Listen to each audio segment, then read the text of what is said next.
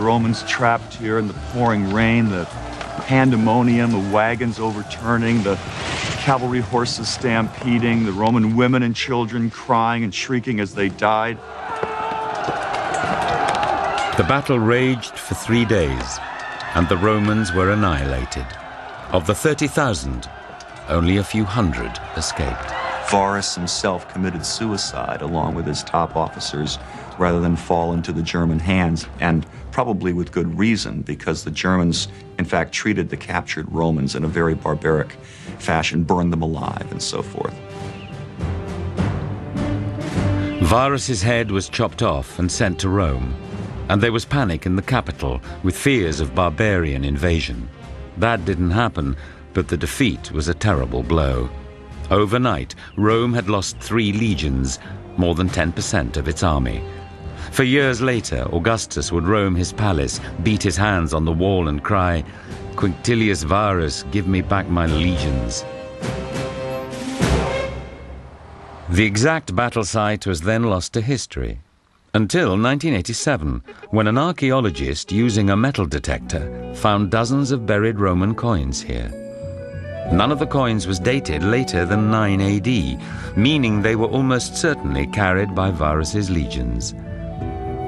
Also uncovered have been medical instruments that fell idle during the massacre in the forest, and a cavalry mask that bore silent witness to the slaughter 2,000 years ago. Rome's expansion plans east of the Rhine were put on hold. In fact, when Augustus was dying in 14 AD, he urged his successors not to try expanding the empire any further. But the Romans had become too fond of conquest to heed that advice. One of the next major targets was Britain. Julius Caesar had made 2 brief invasions there a century earlier, without much success. But in 43 AD, the Roman army invaded in earnest.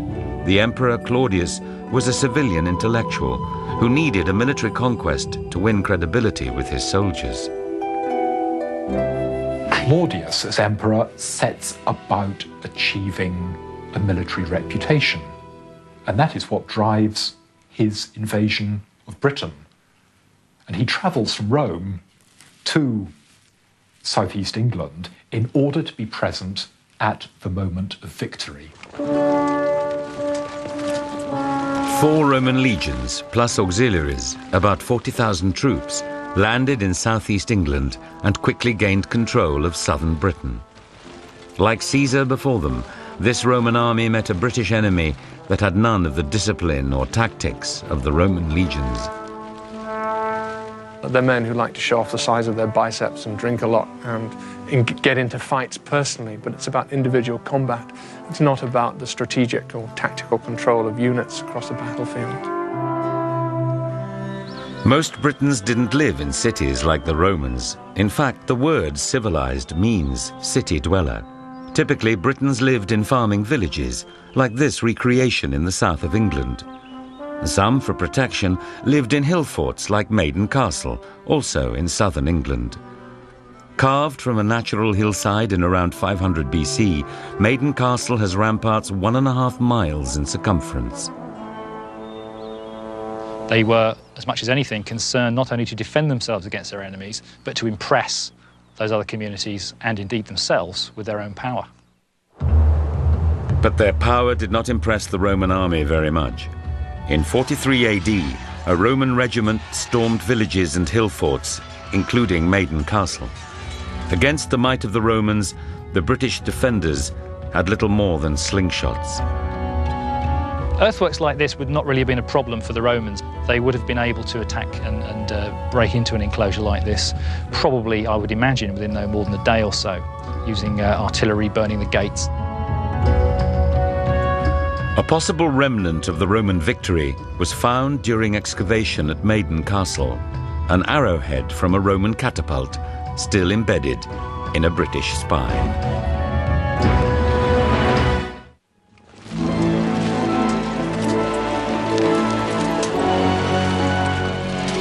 As the Romans advanced in their conquest of Britain, they sometimes met fierce resistance, but usually won without heavy losses. But one British commander pushed the Romans to the edge of disaster, and that commander was a woman. Queen Boadicea's kingdom in eastern England was annexed by the Romans, but when she resisted Roman rule, soldiers flogged her and raped her daughters. This set off a tremendous revolt by British tribes in 60 AD, led by Queen Boadicea herself. We have a description of her. She was extremely large and fierce, with long red hair cascading down to her knees and wearing a large gold necklace and with bright piercing eyes and a harsh voice.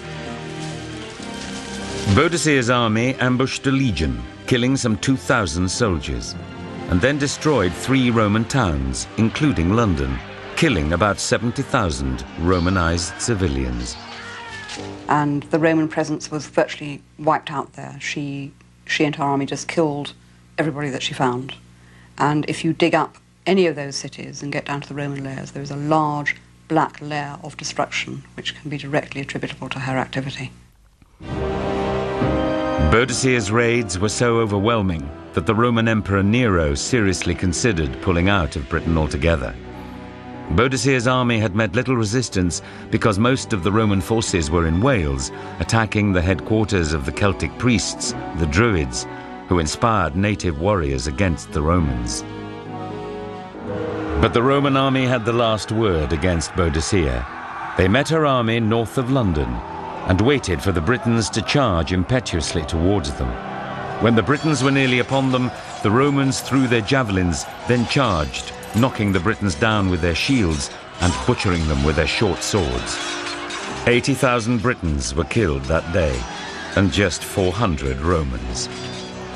The usual problem that the British had encountered, that their simple battle tactics, single-line charges, are not sufficient to deal with the extremely well-organized Roman legions.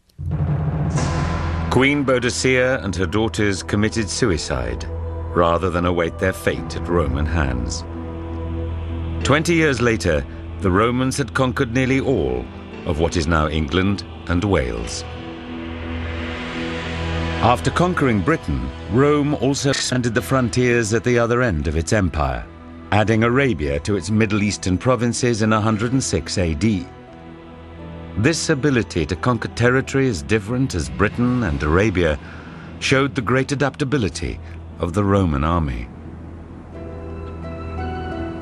Operating in deserts is very difficult, even under modern conditions, as our soldiers in the Gulf War can testify.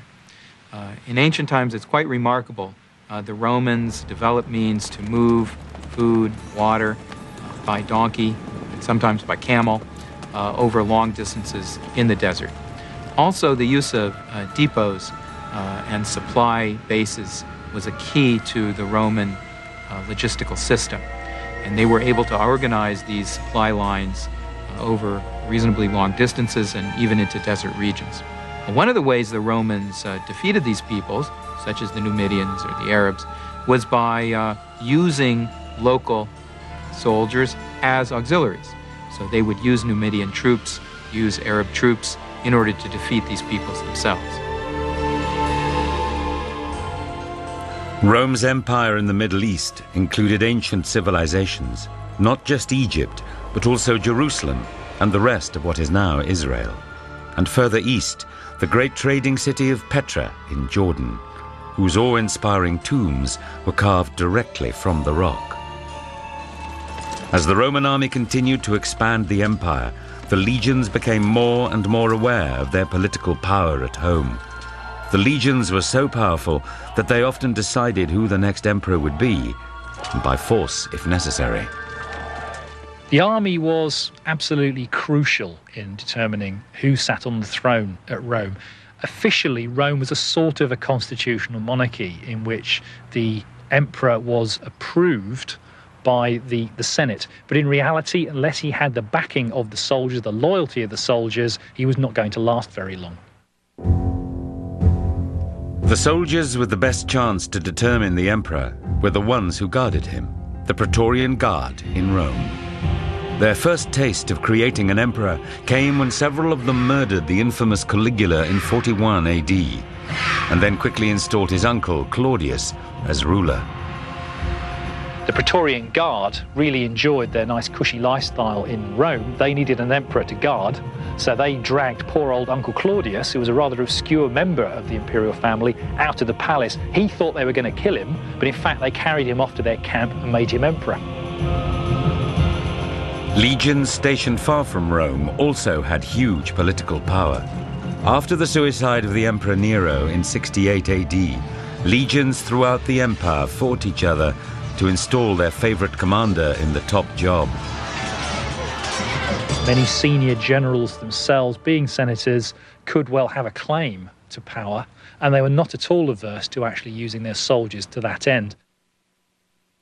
We tend to think of emperors lying sybaritically on couches in the middle of Rome, but actually most of them have fought and fought hard with armies on the frontiers. Being associated with an army, having military experience, is key to anyone who wishes to be a successful emperor. Any emperor who ignored his relationship with the army did so at his peril. And this was, I reckon, the biggest mistake by Nero, for example. Things were going so well for the most part under Nero's reign. He could have a good time, and he neglected to go to the legions. Had he but realized it, if he'd gone to the legions, first of all, they would have all stayed loyal, but secondly, he would have realized how loyal they were. As it was, when one or two started rebelling, he threw in the towel straight away. It was totally unnecessary. Emperors were firm believers that when it came to the army, loyalty could be bought. Augustus paid soldiers annual bonuses from his own pocket, and Claudius granted the Praetorian Guards 5 years' pay to keep them happy. In the 2nd century, the Emperor Marcus Aurelius reportedly so depleted the treasury by bribing the guards that he had to auction off the palace valuables and his wife's clothes. The greed of the Praetorian Guards reached a peak in 193 AD, when they murdered the Emperor Pertinax and then held a public auction between two noblemen to see who would bid the highest for the crown. The winner, Didius Julianus, offered them 5 years' pay, but it turned out to be a bad deal. A few months later, disgruntled frontier legions murdered him. The power of the Roman army to determine who sat on the throne was something that would haunt the empire throughout its history. In the centuries to come, internal wars between legions wanting to win the emperor's crown for their own commanders would badly weaken the defense of the empire and make it vulnerable to decline and fall.